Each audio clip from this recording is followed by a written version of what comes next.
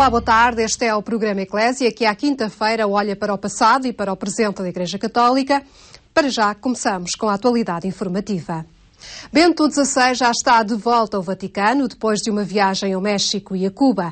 Um dos últimos momentos desta viagem foi a celebração eucarística na emblemática Praça da Revolução, em Havana.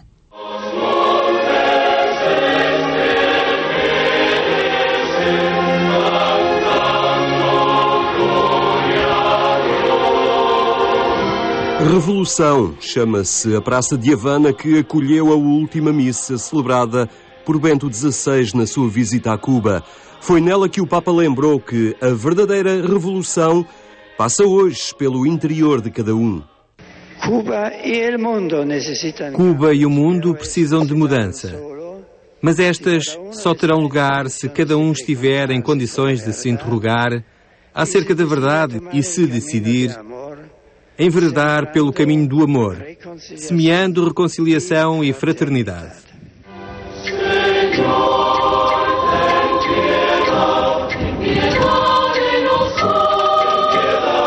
Neste local emblemático da capital cubana, onde decorrem as grandes concentrações do regime comunista, Bento XVI falou da dignidade inviolável do ser humano e deixou um convite ao diálogo entre crentes e não crentes em volta do património ético que pode aproximar todas as culturas, povos e religiões. Horas antes, o Papa tinha manifestado a Raul Castro um conjunto de preocupações relativas à liberdade religiosa na ilha, em particular da comunidade católica, tendo pedido que o dia de Sexta-feira Santa seja reconhecido como feriado. Quando falamos de liberdade religiosa, falamos do facto de a Igreja poder exprimir as suas potencialidades, inclusive no plano solidário e caritativo, no âmbito da sociedade, para o bem comum da sociedade inteira, afirmou o Papa perante o presidente cubano. Mas Bento XVI também não ignorou os que permanecem presos pelas suas convicções políticas. No Santuário da Virgem da Caridade, padroeira de Cuba, lembrou as pessoas privadas da liberdade ou que estão longe dos seus entes queridos.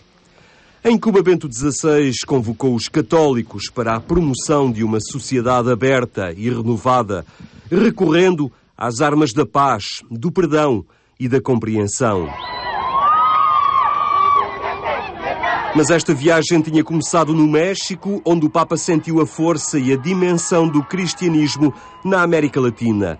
Saudado por multidões, o Papa não escondeu as suas preocupações num país em que traficantes de drogas se afirmam como benfeitores católicos, afirmando com dureza que não basta o sentimentalismo, que a fé tem de ter consequências concretas na sociedade, erradicando a violência e combatendo a pobreza.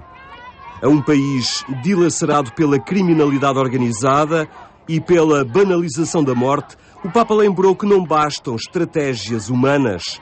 Bento XVI sublinhou a necessidade de ir mais fundo e mais alto, superar o cansaço, redescobrir a alegria e a esperança que a fé deve saber gerar. Esta foi uma viagem sensível, com o Papa a saber contornar as ameaças de aproveitamento político da viagem. Distanciou-se da política cubana e não se tornou porta-voz da oposição. Fechou a sua visita num encontro histórico com Fidel Castro, que quer aprender sobre a relação da fé com a razão. Bento XVI prometeu mandar uns livros ao líder da Revolução Cubana. O Papa partiu, condenando as medidas económicas e restritivas impostas de fora, que pesam negativamente sobre a população e agravam a pobreza. Foi a 23ª viagem do Papa ao estrangeiro, a segunda em território da América Latina, após ter estado no Brasil em 2007.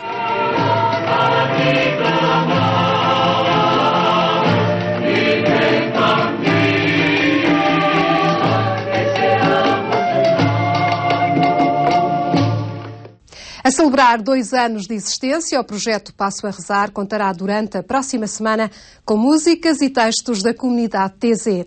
Na semana maior do calendário litúrgico, a leitura das orações está a cargo da voz de Eunice Munhoz.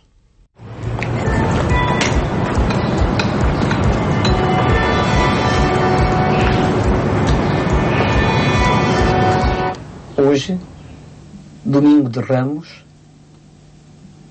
a Igreja dá início à celebração da Semana Santa. A comunidade de Taizé, os seus textos e as suas músicas servem este ano de inspiração para a Semana Santa.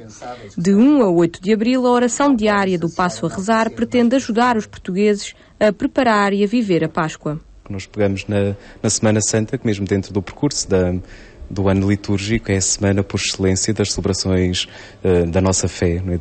da paixão, da morte e da ressurreição de Jesus, e por isso quer os textos, quer a escolha das vozes, são sempre escolhas muito, muito cuidadas que nós temos feito.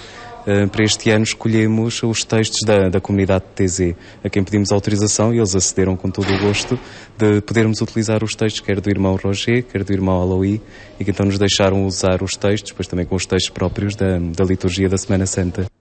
Eunice Munhoz, recentemente condecorada com a Gran Cruz da Ordem do Infante Dom Henrique, dá voz a estes textos. Um convite que aceitou de imediato e que tem para si muito significado. Para mim é uma grande honra poder ler estes textos. E a mensagem ideal seria apanhar alguém que ande distraído. Como católica, Eunice Munhoz encara o projeto Passo a Rezar como uma forma inovadora e muito eficaz de evangelizar.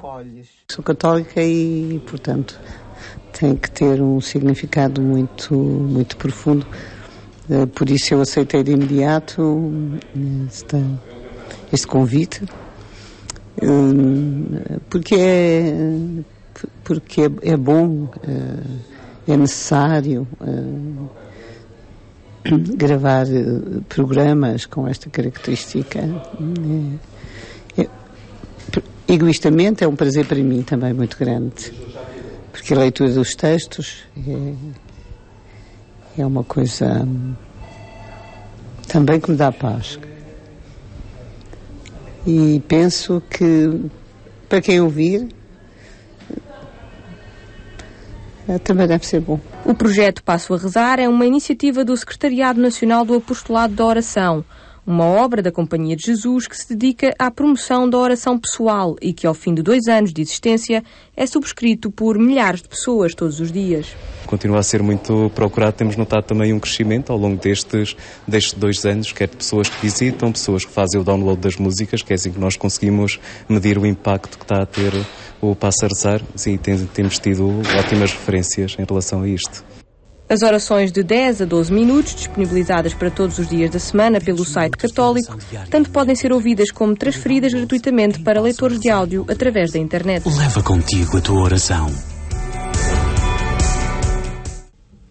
Na reta final deste espaço, a rubrica que marca às quintas-feiras, um espaço onde Dom Manuel Clemente vai contando histórias de vida de gente que fez a história da Igreja. É a rubrica O Passado Presente.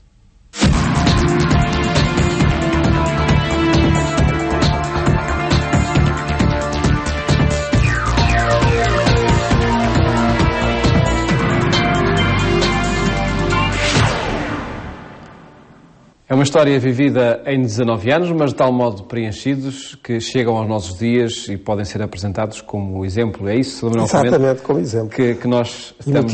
Emotivo.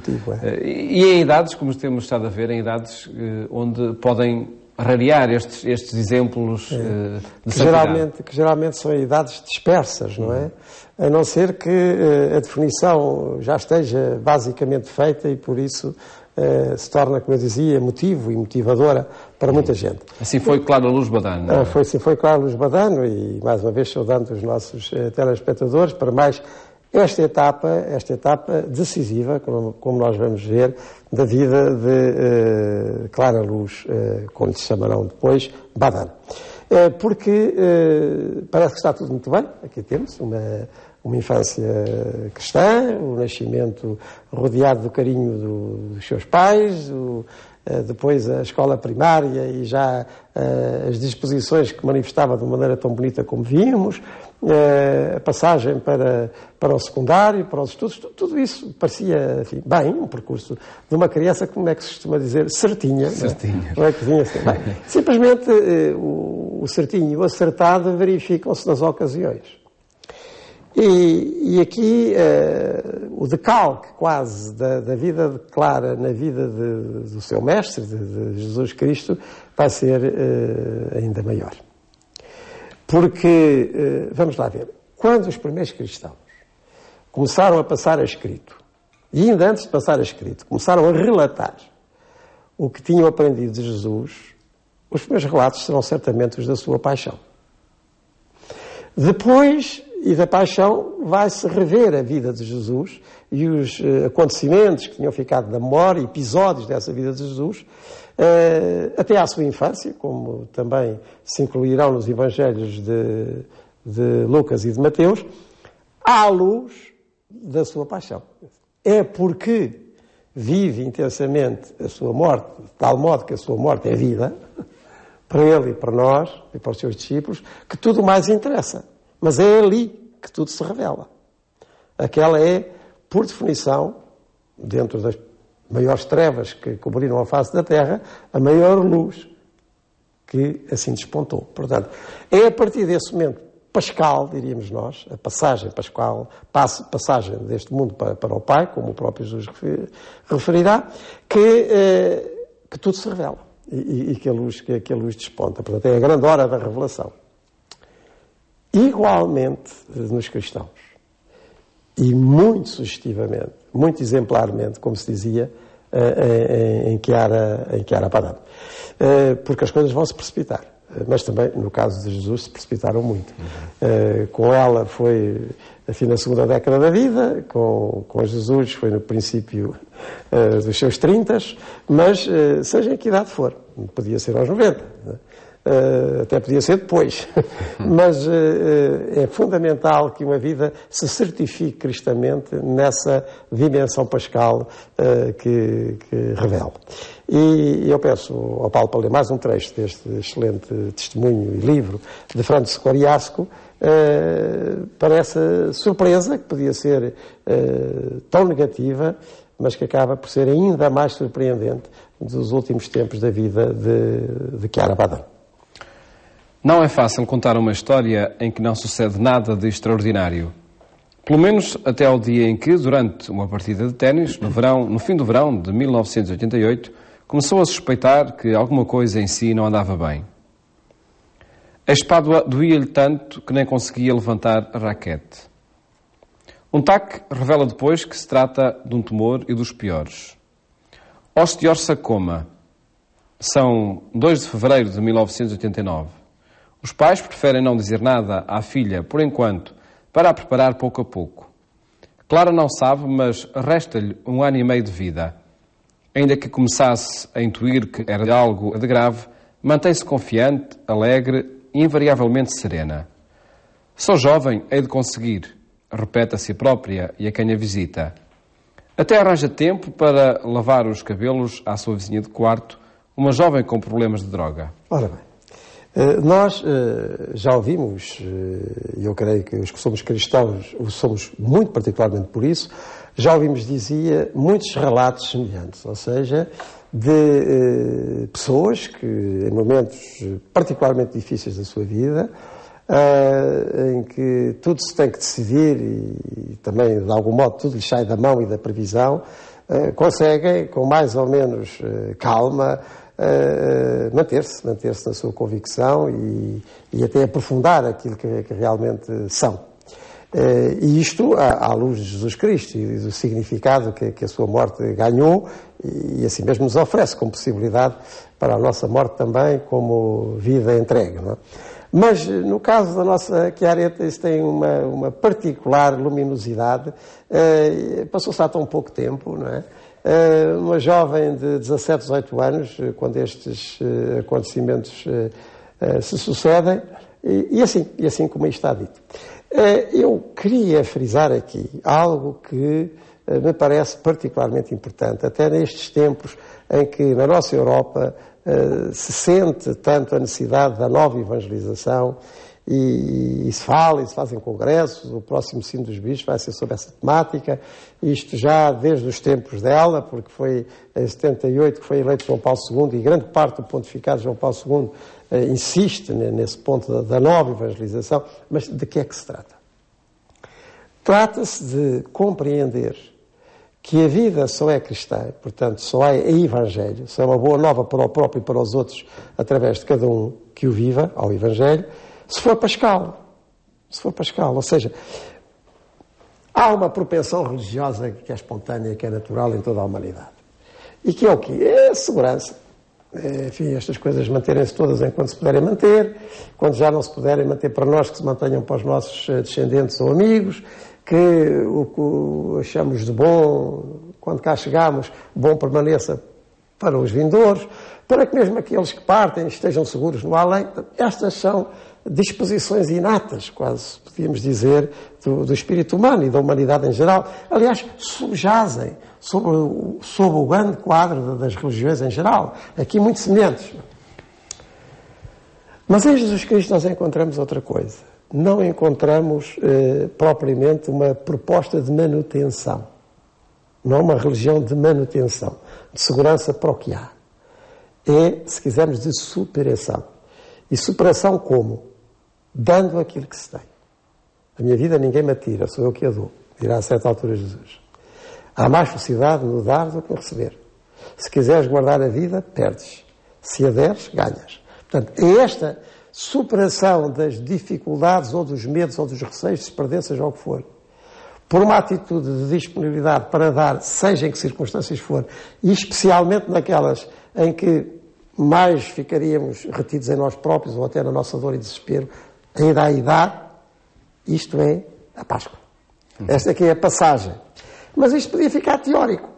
Pronto, podia ser mais um discurso bonito, está bem, para quem o quisesse tomar, enfim, um significado para as horas difíceis da existência, mas não. Isto é a realidade de muitas vidas, e foi a realidade dessa vida. Temos uma jovem, nessa altura de 17 anos, dinâmica, radiosa, toda a gente atrás dela, porque era efusiva, aliás, era bonita, sem ser espalhafatosa, elegante, enfim, tudo aquilo atraía os seus amigos, e com certeza, desportista, e era até, enfim, a jogar o seu ténis, que a certa altura a dor, depois vamos ver o que é, a dor permanece, a espada magoada, os exames, o hospital, e de repente um pior dos temores que lhe podia acontecer, não é? E uma esperança de vida que já estava muito desenganada nos olhos dos médicos que observavam, e que vai convencendo os próprios pais de que as coisas estavam mal paradas, neste sentido normal do termo. E, ao mesmo tempo, a tal consistência que nós temos verificado em Chiara, não é? Em Chiaretta, Clarinha, desde a sua infância para a sua adolescência, depois da sua adolescência para a sua juventude, na sua terra, mas depois noutra terra, que ao princípio não lhe agradou tanto, mas onde ela continua a ser a mesma, já não são na sua escola, nem na sua família protegidas e locais, mas já num grande liceu, com colegas e com ideias e sentimentos que não condiziam com os dela, tantas vezes, mas onde ela permanece igual a si própria, sem ser hostil, mas sempre convidativa para o bem. E agora, uma outra fase, uma fase decisiva. Eu creio que todos os nossos telespectadores podem ver aqui uma grande coincidência com o que aconteceu com o jovem de Israel há 2000 anos, não é? Portanto, do ambiente de Nazaré, e foi até aos cerca dos 30 anos, protegido, os seus parentes, o seu trabalho, a sua oficina, a sua sinagoga, e de repente, e depois de um anúncio feliz, uma cruz, não é? E a maneira como vive, os seus sentimentos. Isto é, digamos, a Páscoa, esta passagem em que tudo tem que dar até ao fim o que verdadeiramente contenha. E dar no sentido de não se deixar ensimismar, esmagar por estas contrariedades e por estes caminhos que estão subitamente interrompidos, mas ainda aí continuar fiel a si mesmo, na doação, na entrega, e mais no sentido dos outros. Esse episódio que o autor não deixa de juntar, pois está ali nos primeiros tempos do seu internamento hospitalar, com previsões tão drásticas, que ela ia pressentindo, com certeza, olha quem, com a dor persistente, e no entanto estava ali uma companheira de quarto, doente, e ela ainda é capaz de ultrapassar isso tudo para compor, para alavar. Portanto, isto é a Páscoa. O contrário da Páscoa seria a revolta diante de uma situação destas.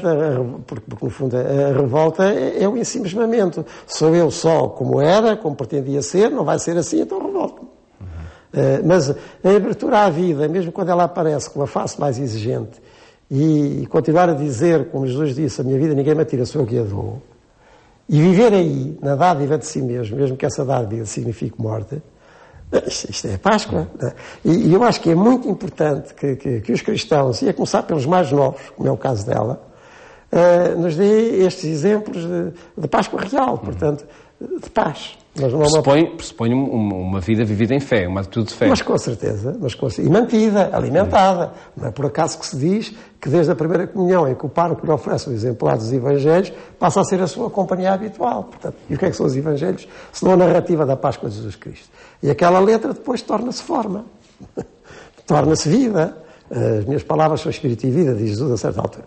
E isto é muito importante de verificar, e digo que é a maior luz que uma vida assim tem. E que pode ser, francamente, oferecida a qualquer adolescente, a qualquer jovem ou qualquer adulto que seja apanhado, enfim, numa curva mais apertada, por uma perspectiva humanamente fechada, mas divinamente aberta. Veremos como aconteceu no caso de Clara Luz Badano durante as próximas semanas, quando nos voltamos a encontrar com Dom Manuel Clemente nesta rubrica O Passado e o Presente.